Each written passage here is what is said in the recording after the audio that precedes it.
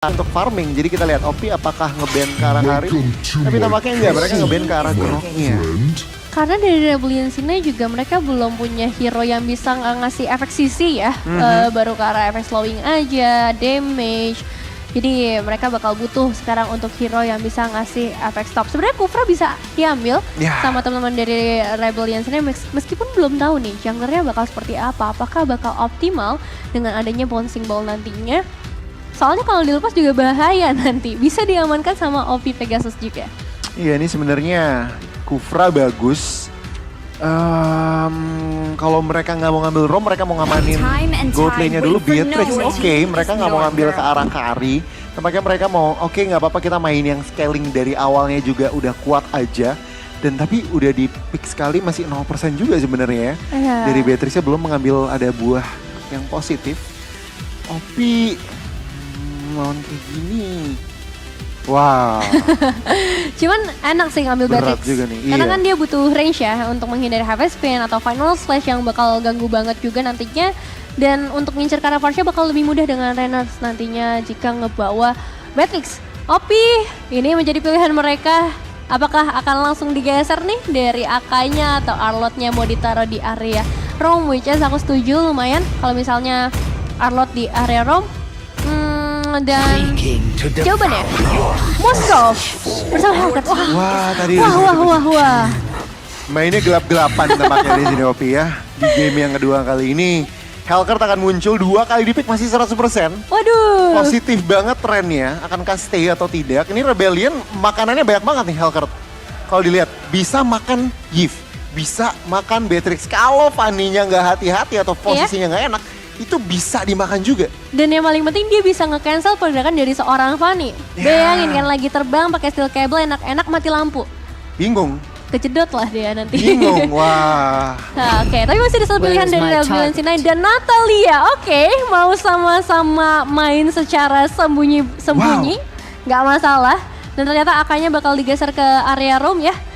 Arlot bakal tetap di area XP dan kita bakal lihat nantinya untuk hasil seperti apa yang bisa diperoleh oleh kedua tim. Apakah dari OP Pegasus bisa menambahkan poin mereka lagi? Atau ini waktunya pembalasan untuk Rebellion Sinai? Aduh, ini kalau lihat dari keduanya nih mainnya bandel. Sama-sama mau ngilang-ngilang. Natanya bisa ngilang, Hellcat-nya bisa Suka ngilang. mengghosting ya? Iya, cuman kalau aku bilang ini karena adanya Akai. Pergerakan ini heavy spin ini juga nggak boleh kebuang sih. Heavy spin dari Akai akan membuat apa ya, bisa dibilang mengganggu mobilitas dari Nata atau dari Fanny sendiri. Jadi benar-benar harus optimal dari segi Akainya. Wah, dan ya ini dari OP sebenarnya punya frontline yang cukup kuat nantinya. Apalagi kalau misalnya emblem-emblemnya yang kayak Tenacity yang nambahin dari segi HP-nya dia.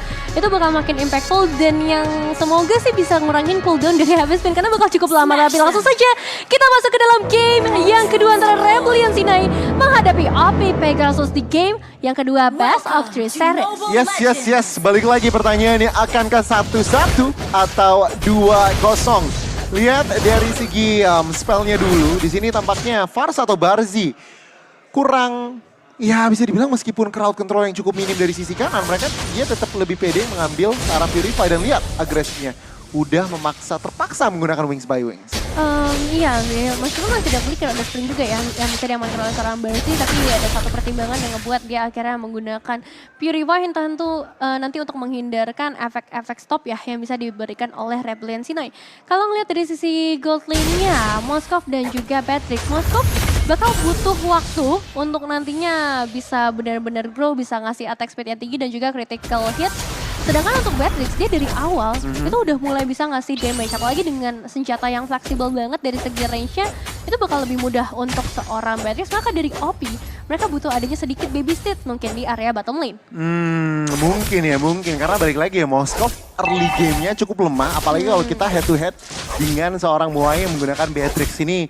Benar-benar harus dipertimbangkan rotasi balik lagi dari seorang Akainya yang lihat Barzinya.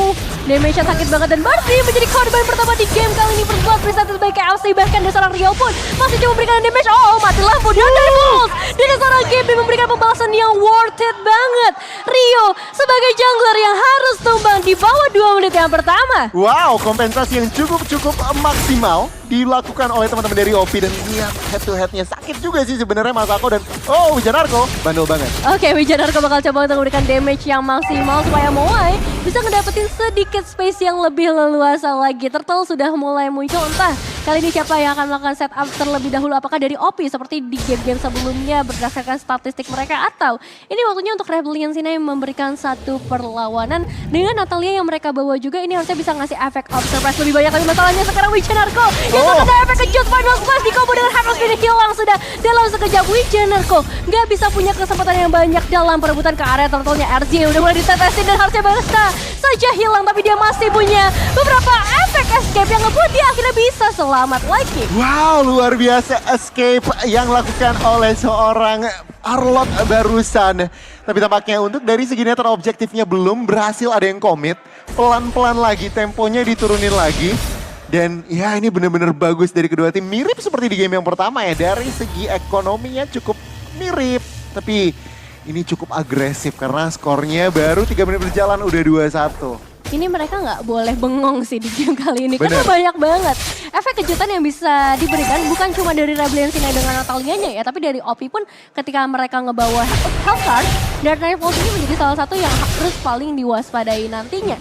Turtle sekarang udah mulai ditarik-tarik oleh para pemain dari OP terutama. Menarik ke bagian sebelah kiri, tapi Big Mac juga ada di area tersebut.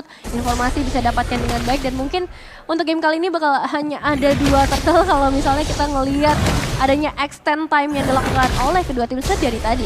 Iya, ini tampaknya belum ada yang memegang komit ke arah turtle. Lihat di bagian atas.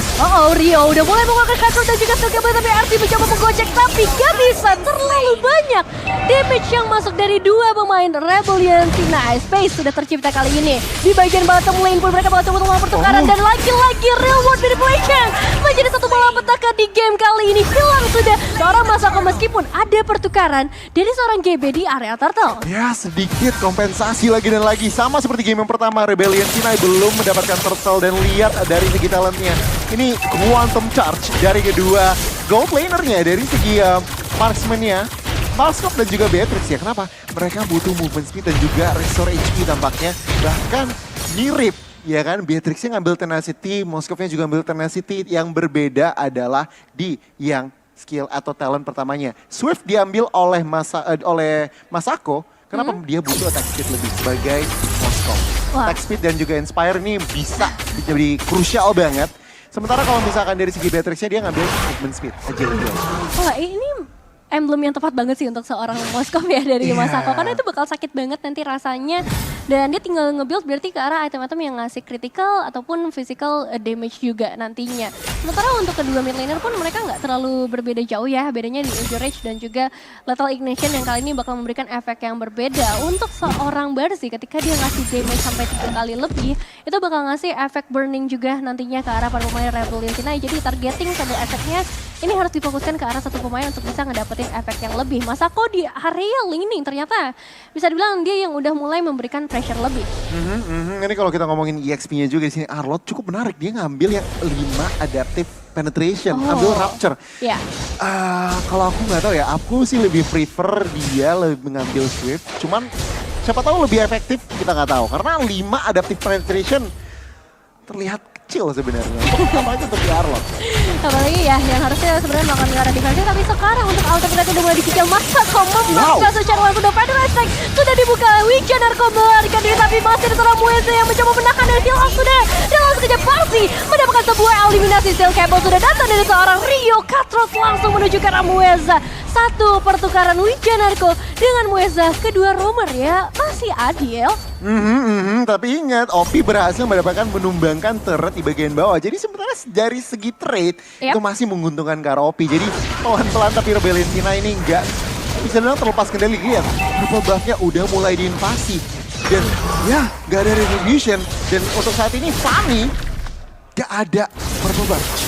Tapi masih akan coba memaksakan sepertinya dengan ada Final Slash. Semuanya digagalkan. Gila. Padahal hampir loh, kalau nggak ada Final Slash mungkin udah ada 2 eliminasi yang bisa disecure oleh Rebellion.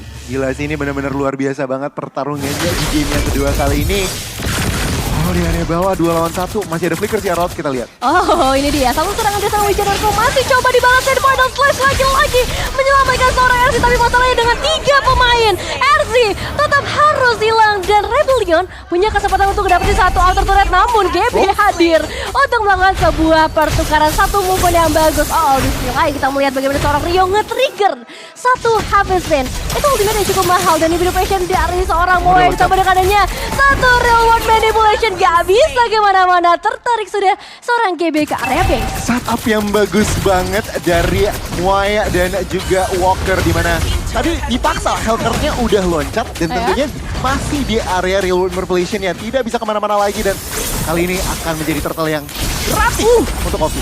Damage karena Muezanya langsung bisa di follow up dengan baik oleh seorang Wijanarko, bahkan masih belum berhenti di sana karena masih ada seorang Masako yang coba akan menjadi target berikutnya, dibalikin sekarang karena sudah ada Barty yang siap sedia untuk memberikan bala bantuan, meskipun gak ada satupun tetesan yang berhasil connect ke arah Big Mac. Ini ngeselin banget sih Uranusnya kali ini. Big Mac, dia tahu betul dia bisa nahan damage. 2 ultimate tadi sudah dikeluarkan dan not a problem.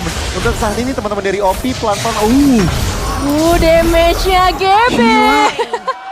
Itu efek surprise yang benar-benar rasanya sakit ke hati ya. Karena Ryu yang mencoba untuk ngedapetin purple buff-nya kali ini digagalkan. Dia bahkan gak bisa ngedapetin eliminasi. Ini benar-benar kalau lihat dari itemnya agresif banget. Conceal play, oke, nggak ada connection.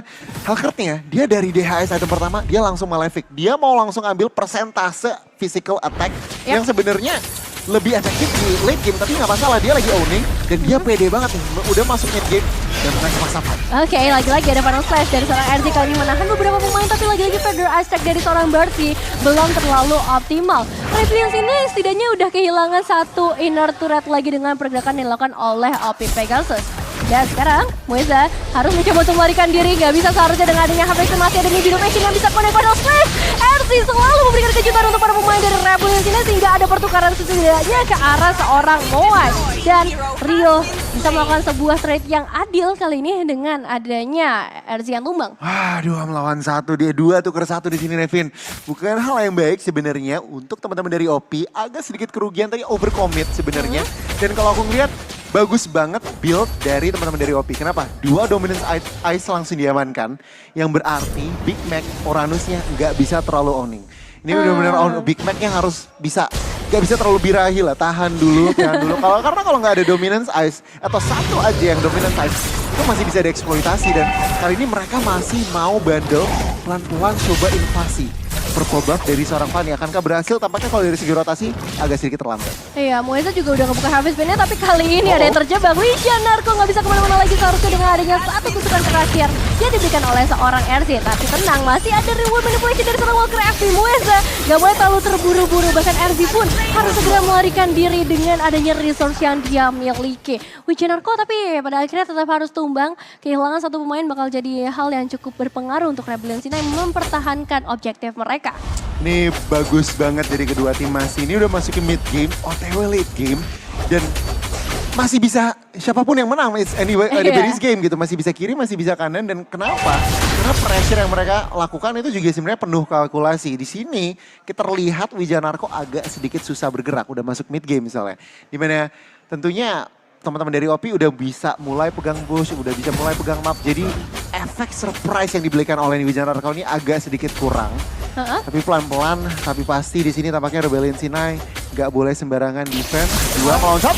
Ini dia, satu skill cable dan langsung memulangkan seorang Masako tanpa adanya basa-basi. Tapi masalahnya apakah Wijanarko bisa pulang sekarang? Dicek semuanya, terpantau di sana sampai dari Feather Ice Pack tuh untuk langsung bisa benar-benar memulangkan ke arah Wijanarko, karena memang ada tambahan efek stun ya dari seorang Farsha ketika udah ada mark di tubuh para pemain Rebellion Sinai, khususnya tadi untuk Wijanarko. Yes, pasifnya tadi jalan banget, dan untuk saat ini dari segi map control ini udah mulai sedikit biru. OP akan menghancurkan turret di bagian bawah, Lordnya udah mulai jalan.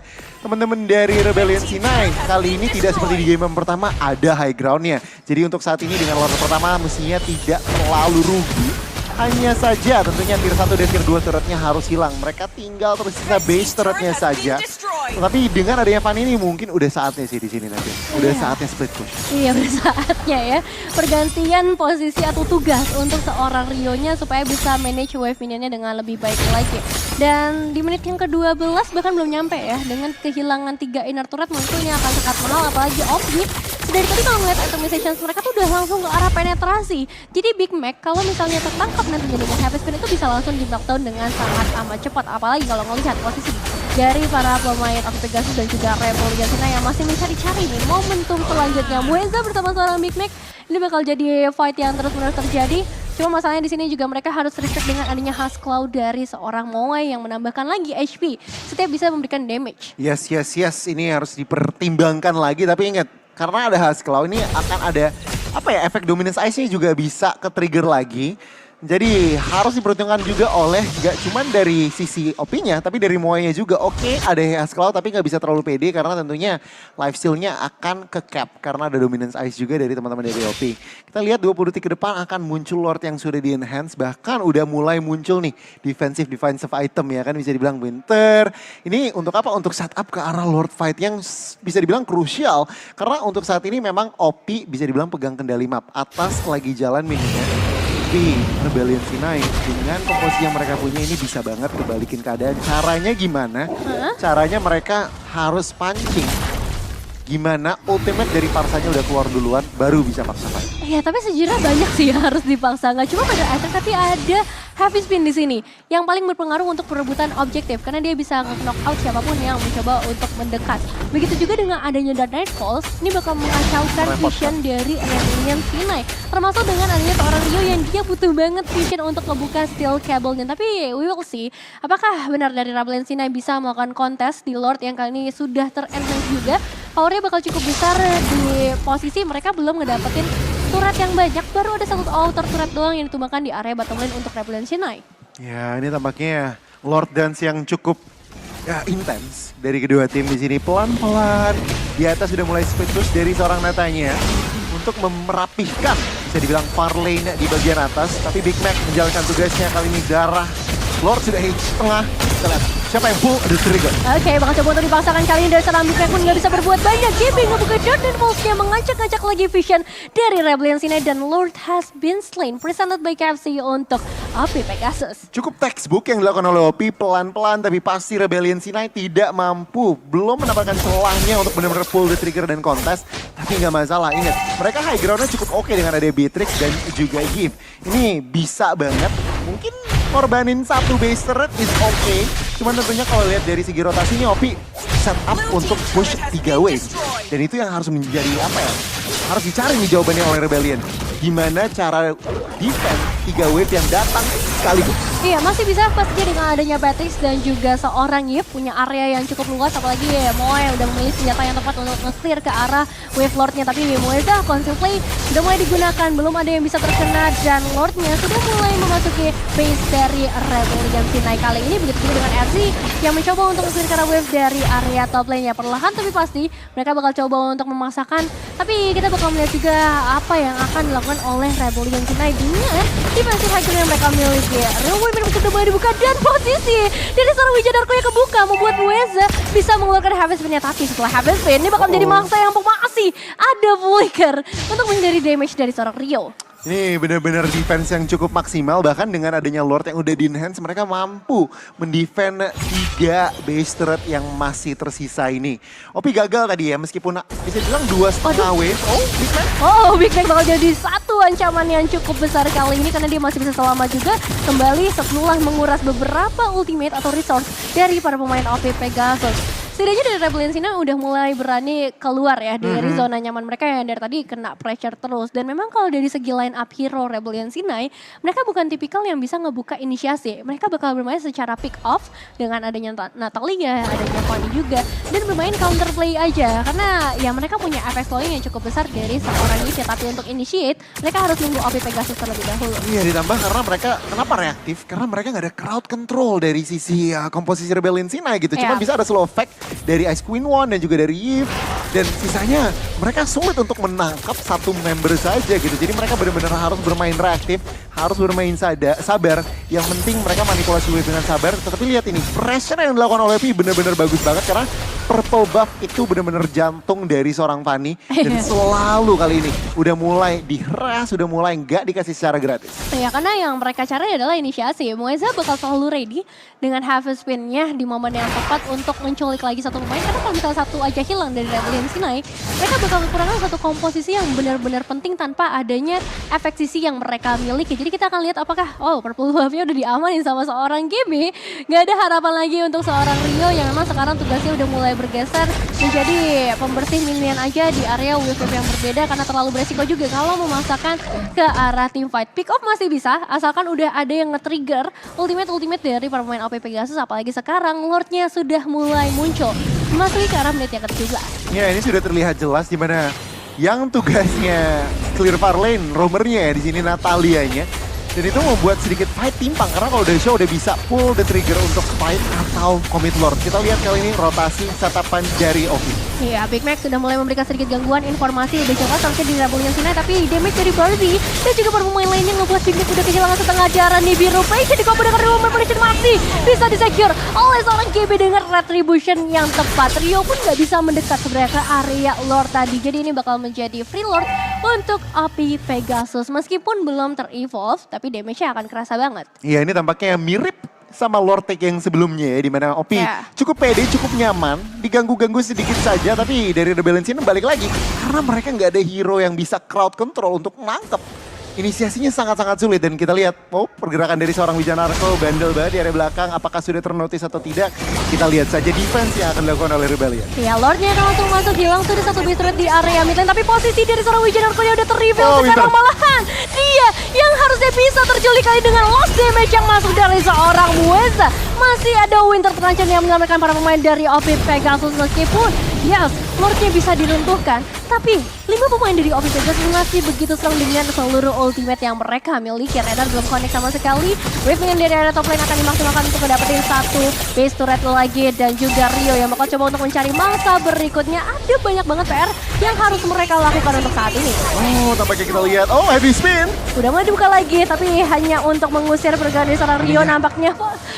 Tapi bakal coba dikejar oleh seorang Berti, damage-nya masuk semua dan GB mengeksekusi Rio. Kehilangan satu pemain menjadi satu bahaya besar untuk para pemain dari Rebellion Sinai kali ini dengan 3 pemain saja bahkan yang tersisa setelah kehilangan Wijanarko. Sayang banget, 2 assassin dari Rebellion harus hilang kali ini. Dan 5 melawan 3, oke. Wijanarko sudah hadir 5 melawan 4 kali ini, tapi akankah di komen pertanyaannya di sini? Karena wave masih jalan, tapi tampaknya belum ada terbuka juga, nggak mau terlalu melaksanakan kehendak di sini, Nevin. Masih pelan-pelan, ingat 70 detik lagi ke arah Lord, masih lama. Ada masukan. Final slash yang langsung kali karena 2 pemain yang dieksekusi dengan adanya Federasi. Meskipun posisi Barsi sudah mulai terancam, ada Wijanarko di sana yang bisa memulangkan Barsi, tapi Wijanarko justru gak bisa ikut pulang, ditarik lagi oleh para pemain dari OP Pegasus. Real manipulation ada di sana, tapi base-nya tumbang di tangan para pemain OP Pegasus. Ini dia kemenangan 2-0 dari OP Pegasus. Rebellion Sinai harus mengakui kekalahan. Dan